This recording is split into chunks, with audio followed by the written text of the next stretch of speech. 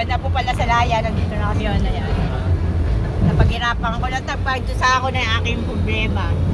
Yung aking kasalanan. Aking kasalanan na wala namang katuturan. Nadawit lang po ako doon. Hindi po ako talaga masamang tao. Wala akong alam doon sa mga binibintang nila. Nandun lang ako sa bahay na yun nung nagkaulian ko. Kaya ito ngayon ako, maganda po pala ang laya. Na-miss ko ang index. Lagi kami nandito dati. Saan kami pupunta? Baler, La Union, diba? Nalayo, Pangasinan. Tapos nung nasadlak ako sa maling direksyon. malayong lipunan, napunta ako doon, nagunaw lahat ang mundo ko. Kala ko Wala nang pag-asa. wala nang pag-asa. Pero lahat pala may pag-asa pa.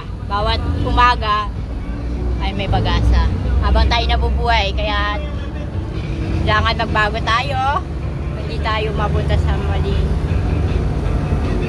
desisyon. Kumain nga na masarap na yun. Ayan po, nandito nga. Pauwi po kami sa aming bahay ngayon.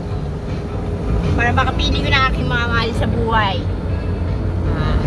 Sinundo po ako ng aking asawa na napakabait. Binlak ako bago ako lumaya. Ewan ko po bakit. Baka yung kanyang babae... Ay, gumagana ba? Hindi na... Gano'n yan. Ayan. White na na po. Ayan po Tama siya. umaandar yung ano. Ayan po siya. Wag mo akong videoan. Ayan. Binlak ako. Ayaw niya magpa-video. Binlak ako na hindi ko alam. Nag-isip pa ako doon. Kaya pumayat ako ng konti. Kakaisip ko bakit niya ako binlak. Kung kailan pauwi na ako. Tubong ba? Sen? Kaya po yan. Balagtas? Pauwi na po kami ngayon.